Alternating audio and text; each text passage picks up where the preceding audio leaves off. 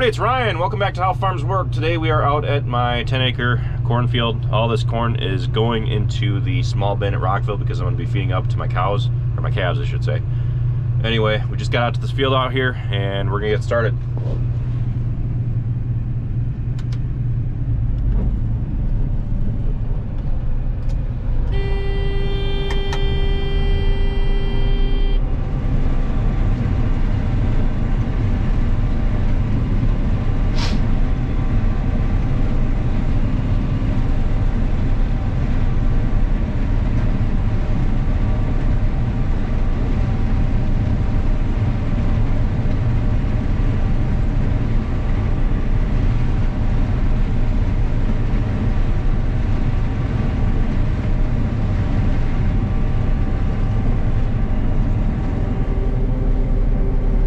I'm starting to rethink maybe I should go deer hunting this year.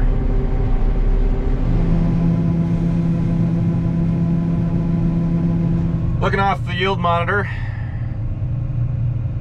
right now it's saying that there's an average of 103 bushels to the acre. Moisture's running 18%. Not all that fantastic as of right now, but once we get out into it, the yield is improving. The variety here is 9508 DeKalb, and Travis just pulled in.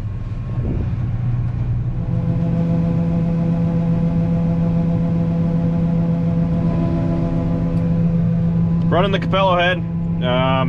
I've noticed a couple things that I'm gonna be talking about once I'm done here, or probably once I get ahead of Travis a little bit here. But the Capello head is doing a really good job at picking up the down corn. Like, you can see that there's a bunch of down corn right in front of me.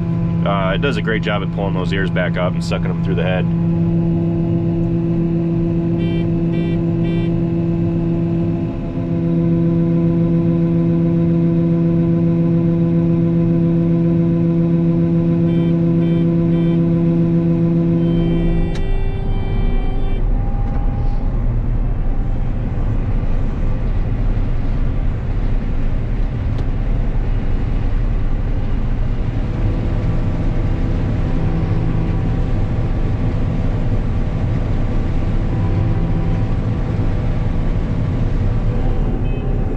No signs of any sinkholes yet. That's good.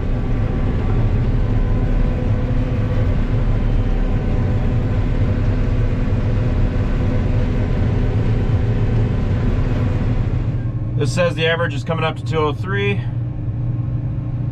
and this strip was running 17% moisture. That's a beautiful night out. Cool shot of the moon behind the auger there.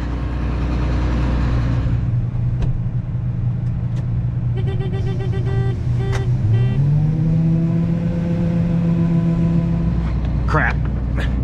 Got a bit of cap corn. Gotta wipe it off before anybody notices.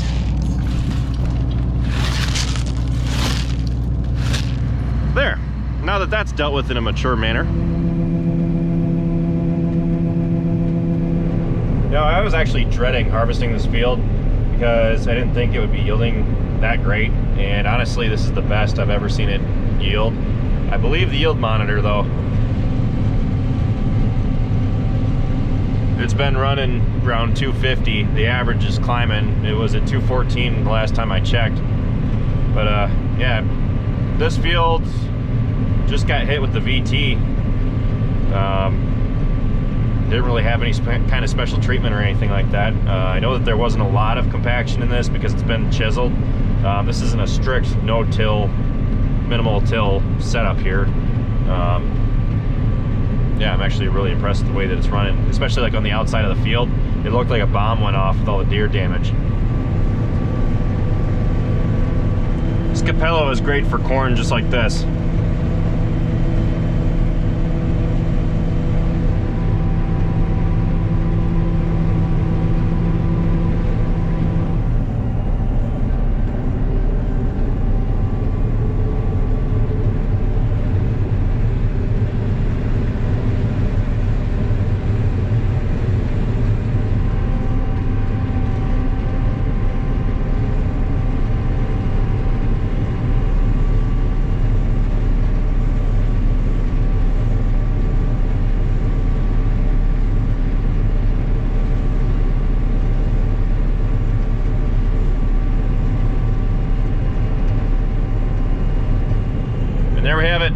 finished the 11-acre cornfield.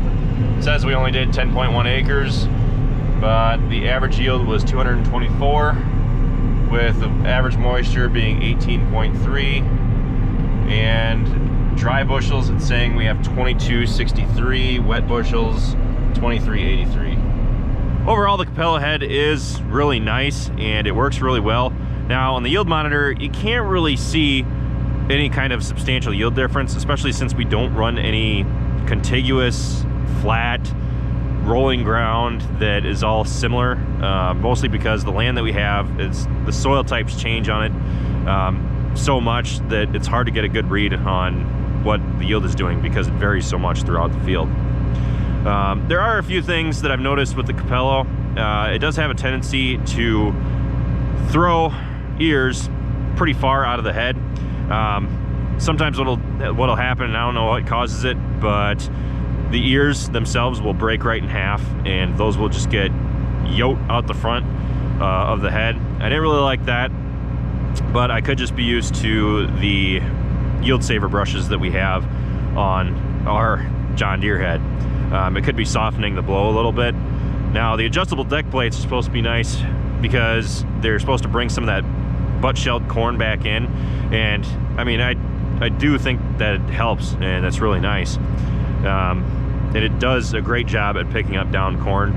Another thing that I've noticed is that it has a tendency to throw chaff up on the feeder house like crazy. I don't know if it's because of the choppers underneath that are cutting the plants off and they're just kind of getting blown up above or what, but having the choppers on there is really nice because I like the job that it does with the stalks and cutting them down. Whew, just caught my camera. Just dropped it and caught it.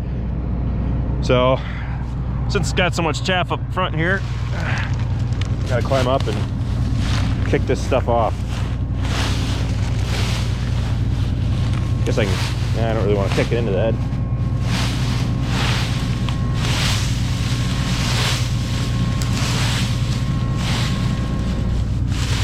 The stuff was building up so much I couldn't even see the ears that were going in the head.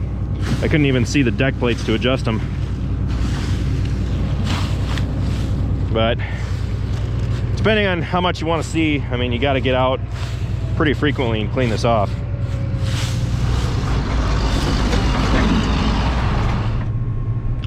That's all she wrote.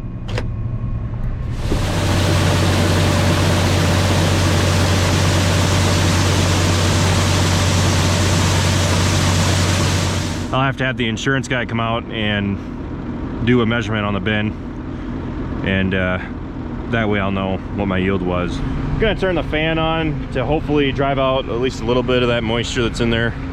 Probably won't be much, but adding a little bit helps.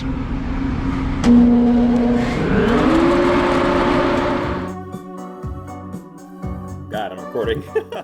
Now that all of my corn is harvested, I called the crop adjuster to have him come down and have a look inside the small bin to determine how many bushels were actually in it. And he determined that there were just over 2,000 bushels inside the small bin, which is great for me because more bushels, and that means that the yield monitor was actually correct, which is a great thing. So something that I'm going to have to watch out for this winter is just the moisture in the corn. The corn that we harvested and put in the small bin was actually relatively dry when you look at everything else we harvested this fall. However, it's still pretty high moisture at 19.5%. Typically, you want to store corn at no more than 15.5%, but being as our climate conditions over the winter, I'm not too concerned about it, mostly because I intend on feeding this corn out over the winter, and I should be continuously taking corn out, and there shouldn't be a chance for any crust to form or anything like that, and I hope to finish it up by spring. But if there is still corn left in the spring, which would still be a good thing, I intend on selling it earlier on in the year before the temperature really starts to warm. Now, we had been running the fan on the bin, and while we might have had a couple days where it did dry in the bin, our gains there were really only marginal and wouldn't have been anything real substantial. We took moisture samples on top, and it was still 19.5% on top. However, at the bottom, it is a bit lower. You can tell that just whenever I take it out. But everything right at the base is going to be drier whenever you run the fan, because that's where the moisture is going to be evacuated from first. And it's going to drive the moisture up out through the corn on top. When you have good drying days, it'll be more noticeable. But overall, the wetness of the bin is still fairly high. Now, that's pretty much it for this video. If you guys are interested in any How Farms Work shirts, be sure to order them by December 20th, because I'm actually going to be taking them off the How Farms Work store until spring. So if you intend on buying any shirts over winter for any birthday gifts or anything like that, other than Christmas, be sure to leave your order or order your shirt by December 20th, because that's when I'm going to be taking them off till spring. I'll still be selling sweatshirts as well as hats and bracelets as well. So it's not like I'm taking everything else off with it. So just wanted to give you guys a heads up there. Be sure to follow us on Facebook, Instagram, Twitter, and Snapchat. And be sure to leave a like, be sure to comment, and be sure to subscribe to How Farms Work to see more of our videos. With that, thanks for watching, and I'll see you next time.